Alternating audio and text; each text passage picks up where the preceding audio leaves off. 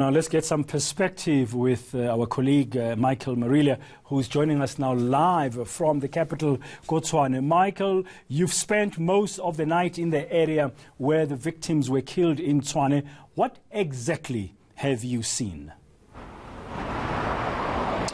Radan, we've seen some truly disturbing scenes over the last few hours. We've been in the Mikkelneuk suburb for roughly 10 hours. We got here at about 8 p.m.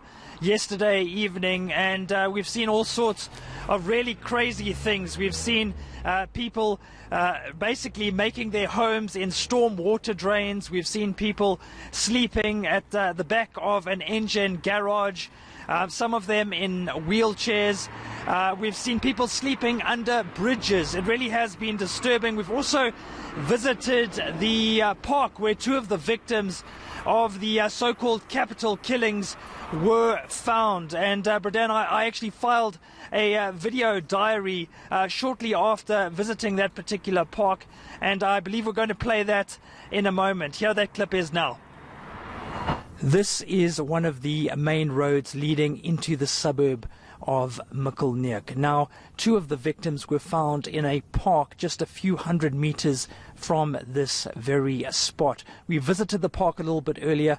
What's astounding is how dark it actually is. It might make sense for the homeless to seek shelter there because it's relatively quiet and it seems to be out of the way. But it's so dark that an attacker could easily pounce on a victim, and to some extent they are sitting ducks in a place like that. Now, Michael, 5 homeless people, have we known, have been killed in the past month. But currently the question is, what are police actually doing about it? Well, they have established a special task team, Bradan, that has been up for roughly 2 weeks now, and they are searching for answers. The police are also saying that they are using their intelligence on the ground, so people who are on the ground capturing intelligence wherever they can when it comes to suspects and when it comes to the modus operandi that this killer or killers may be using. But I actually spoke to a homeless person, Samkelo, a little bit earlier this evening, Bradan, and he said it's not really about what the police are doing. Ultimately, it's about accommodation, and he's really appealing to the government to provide housing or some sort of established shelter that they can really use as a base so that they can really get back on their feet, Bradan. And that really is the call coming from many of the homeless people that we have heard from. It's not so much about protecting us from killers or protecting us from dangers. It's really about giving us a place to stay. Let's listen very quickly to what Samkelo had to say. There's no other way they could help, because the police, they stay in a police station until maybe an incident happens. Then you will have to see them bling, bling, bling, bling, bling, bling around, So that's my opinion. I think so. If the police can talk to the government and the government provide the place where the street kids can be collected, and then...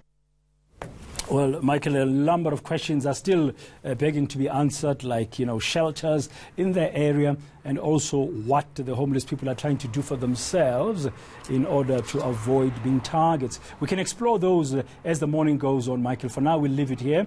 We're going to be focusing on another part of South Africa partner now, where also we are looking at the plight of the homeless. Yeah, let's go to Durban at the moment, and that's where we find Dessen Thatia. He spent the night on the streets of Durban. Dessen, a very good morning to you. And what's been your experience having spent the night on the streets? I believe you are in Morningside at the moment. Is that where you've been throughout the night?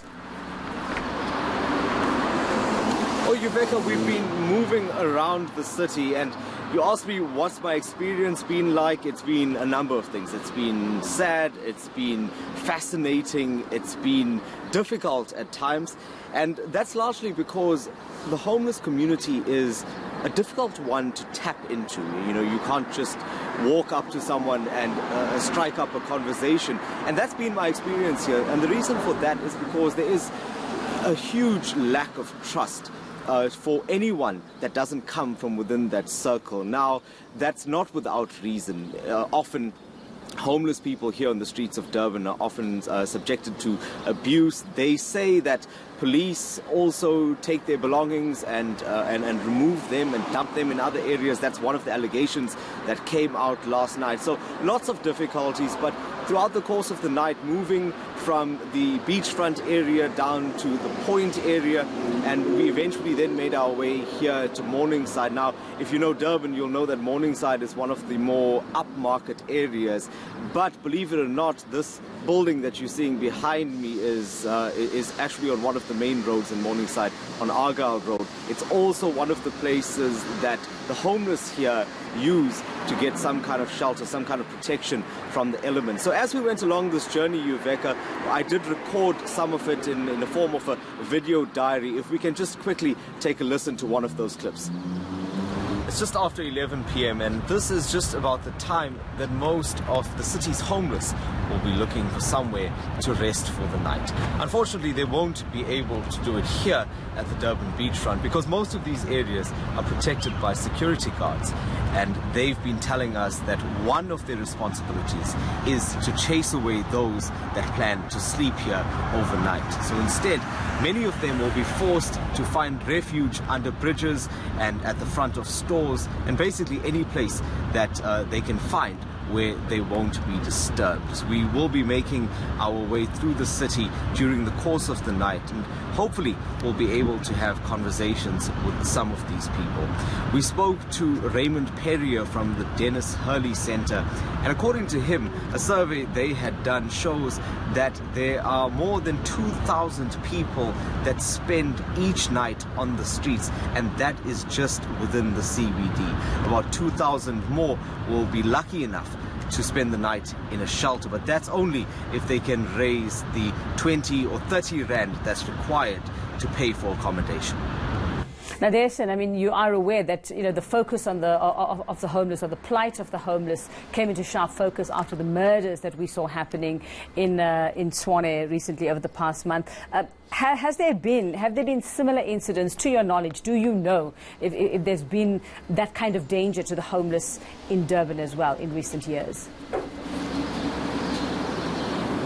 Uveka, I'll tell you this much, that there was a common thread throughout our conversations with all of the homeless people in the various parts of the city, and that was that they feel that they are in danger. Now, for them, they feel that they are often easy targets. One of the gentlemen that I had spoken to said to me that you have to sleep with one eye open, and that's because there are incidents of muggings, their belongings are stolen.